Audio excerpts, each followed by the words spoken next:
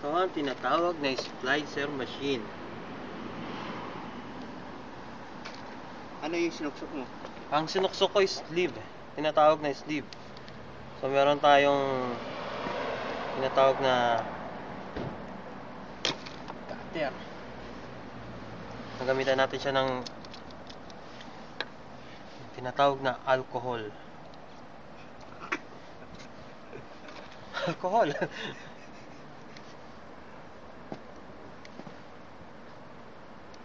Hindi ba disinfectant? Hindi naman.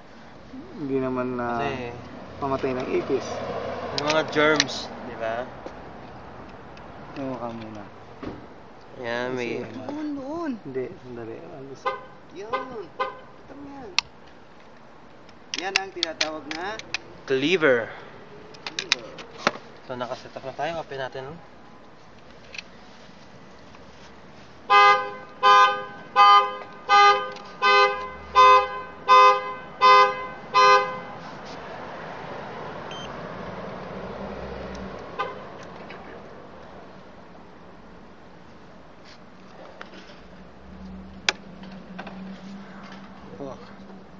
Close natin siya. So dito naman tayo, naka-setup na po tayo sa isa. Ito sa setup natin to. Hello. Oh. Yeah, I'll send it to Vietnam.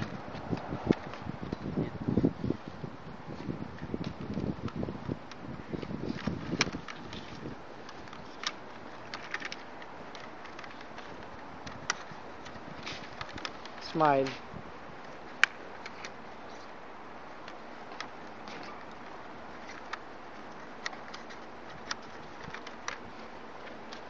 Ang tinatawag na ODB box.Agawa natin siya ngayon sa magandang daanan.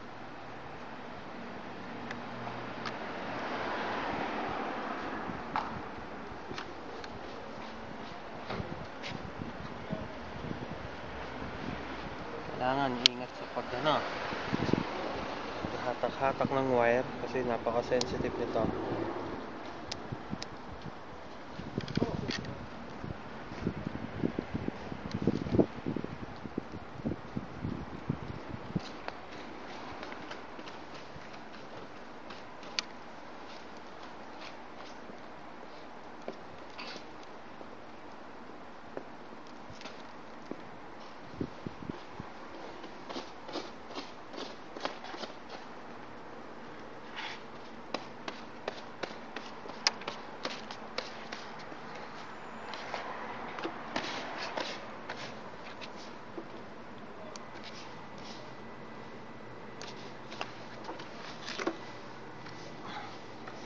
Isa natin para mawala ang germs.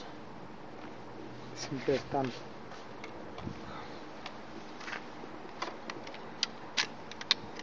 gawin na. Di ba alak yun? Iligay mo? Alcohol. Nakakalasing yun. Nga. So, tapos na tayo. Ito tayo. Fusion machine. So, di bali ang fusion machine, ito ang magko-connect. So, nililaser niya para mag-connect ang fiber optic. Para ma-terminal ang dulo. So, ito ang ilalagay dito. Para ang internet pumunta sa loob ng bahay. So, okay.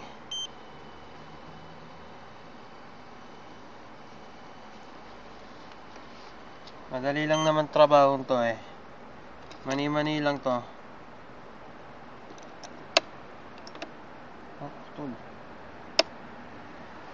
Hindi na putol, may problema.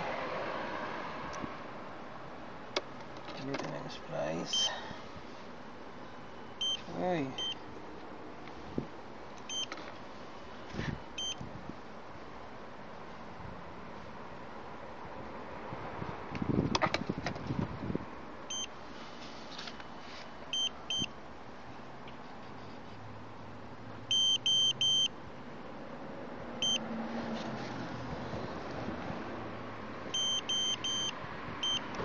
putol.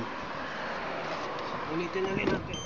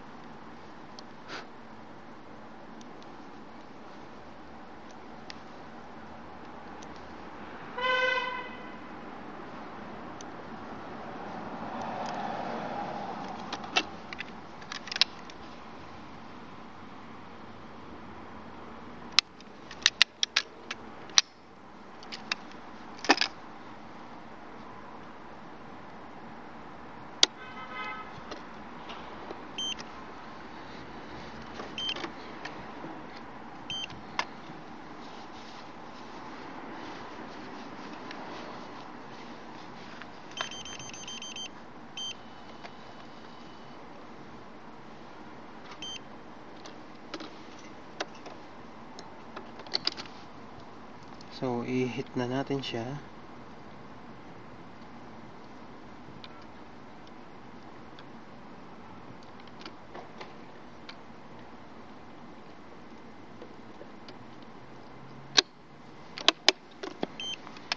Yan, i-hit na. So, nakapagduktong na tayo.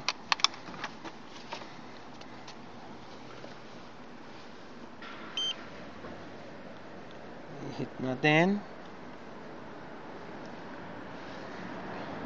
Pag matapos siya ma-hit, ay ilulup natin siya dito sa box. Medyo magulo-gulo na rin ng lagay. Kailangan ingat-ingat din pag may time sa paglulup. Actually, dapat hindi ginagamitan ng tape yan eh. Dapat talagang sariling loop lang yan. Pero yung mga ibang nag-i-install kasi, nilalagyan nila ng tape. Meron namang gauge yan eh.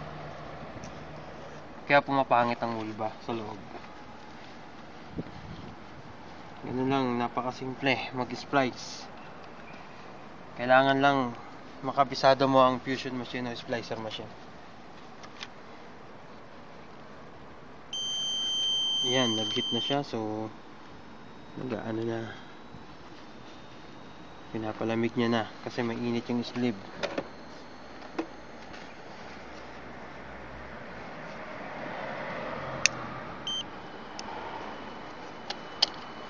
So, ito yung pinagduktungan natin. So, ilulup na lang yan, tapos ikakabit. Ganun lang. Napakadali. Di po ba mga kababayan?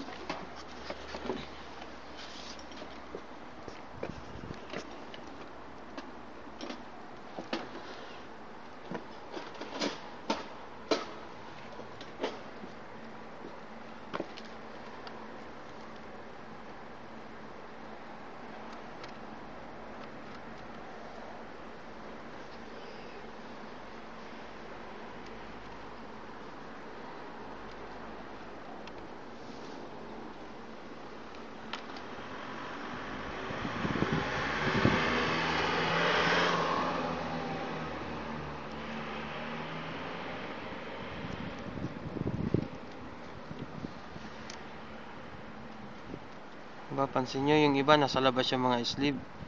Pwede naman ilagay dito. Ewan ko sa iba bakit ganun ang ginagawa nila. Hindi nila inaayos ang kanilang trabaho. Basta ma-fix lang nila, okay na sa kanila. Hindi nila iniisip yung mga susunod na magkakabit is mahirapan.